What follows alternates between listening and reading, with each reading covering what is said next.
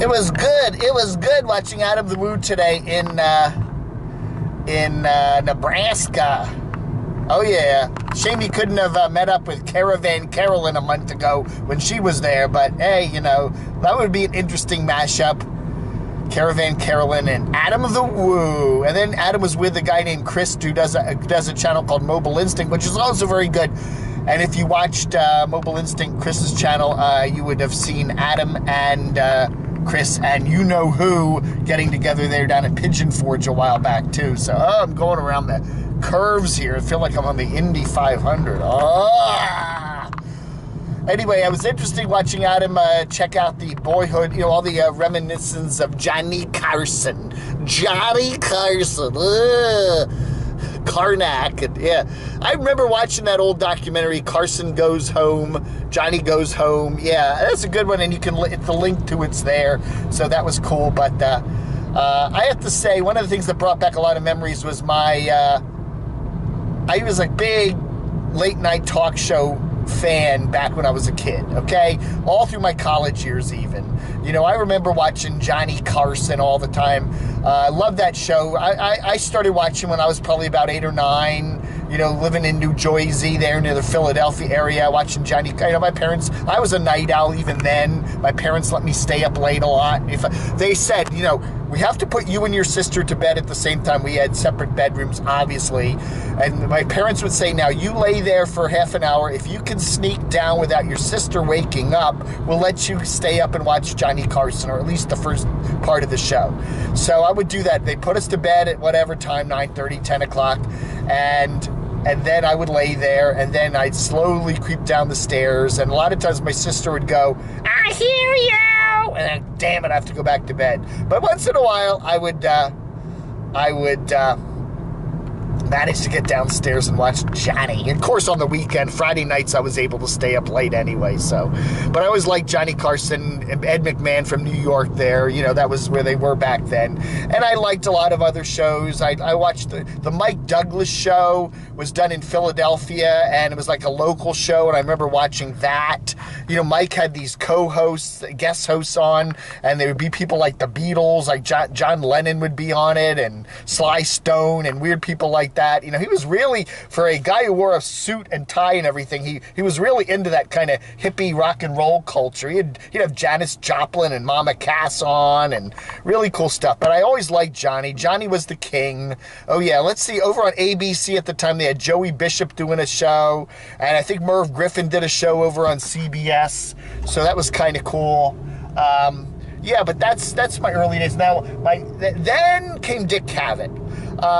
Dick Cavett was on ABC. He replaced Joey Bishop in the late 60s, and he had a much more counterculture show. He had a lot of those, you know, hippie culture people and authors. You'd see like singers and entertainers and movie stars on Johnny Carson, and over on Dick Cavett you'd see authors and playwrights and people like Woody Allen would go on, you know, a lot on Dick Cavett. And my mom loved Dick Cavett, so instead of watching Johnny now on the family TV, we'd watch Dick Cavett. And I really grew to like Dick a lot. He was really, that sounds weird, doesn't it? Really grew to like Dick Cavett a lot. He was really good. I liked him. He was much more unassuming. Johnny Carson then headed out for California. Dick Cavett was kind of the New York-based guy. And, even though I love Johnny, I still love Johnny. I was watching a lot of Dick Cavett, and that was up through the early 70s and all that. So, yeah, that was, through the early 70s. And then Dick's ratings didn't do well, and he eventually moved away to PBS or something. And I forget what ABC did. They replaced his show with, like, I don't know if they even had a late-night show for a while there. Old movies and stuff like that. CBS did the same thing. They were running old movies and stuff at night. And it was pretty much just Johnny Carson doing his own thing on the late night thing there. It was pretty cool, actually, for many years. And that was, Johnny was just, really doing cool stuff all through the 70s into the 80s. Chutzpah. Can you see that plate? That person's got chutzpah. Anyway, long story short, Johnny, when I was in college in the late 70s, Johnny Carson was on, and then the Tom Snyder Tomorrow Show came on afterward. Now, Johnny was on for 90 minutes, so at 1 in the morning, Tom Snyder came on, and I started to really like him. You know, he was just sit there in a dark studio smoking his cigarette. He was real angst-ridden. Tom Snyder used to be a TV news anchor in Philadelphia. He was over there, I think, at Channel 3 for many years, same station that Mike Douglas worked at. Anyway, he went out to California and did this show, and it was just real, you know, it was late night, dark, Tom Snyder in the dark, smoking a cigarette, telling all his crazy little stories, and he had even weirder counterculture people on. And, you know, I remember in college staying up, you know, even though I had class at 8 in the morning, I'd stay up and watch Tom Snyder from 1 to 2, go to bed, you know, go to my morning class, stagger off to that, and then come back and catch a couple more hours of shut-eye. But I love Tom Snyder. Tom Snyder eventually went on to, I think, CNBC or did something like that. Then they got David Letterman. David Letterman came in and was doing the late night show on, I think Johnny then was doing an hour-long show from 11:30 to 12:30, and then David Letterman was on. And I love David. I mean, they originally started David Letterman out as a afternoon host for a, you know, crazy, like, no, a late morning. He did a late morning show, which was total bomb. They finally put him on after Johnny, and that's where he started to grow. And, yeah, Johnny was California, and David was in New York. Dave always stayed in New York because he was really kind of loved New York. And I loved those early years, you know, with all the, you know, the crazy the Melman bus lines and that guy. And, you know, I always loved it. Crazy show. Loved all of his little bits and all that. And yeah, so then Johnny retires. Johnny got kicked out. He actually got kicked out. I think it was like 1 year before his, was it 20th or 30th?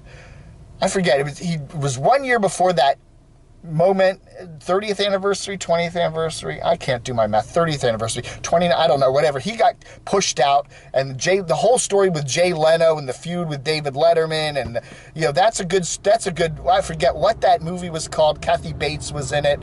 Check it out. But then I never liked Leno much. He was okay. He was funny, but I never was a big fan of Jay Leno.